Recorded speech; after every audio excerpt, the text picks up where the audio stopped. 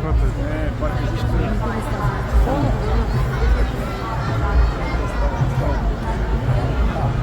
O bună judecătă pe domnul Iohannis. Bine face să mă scriu.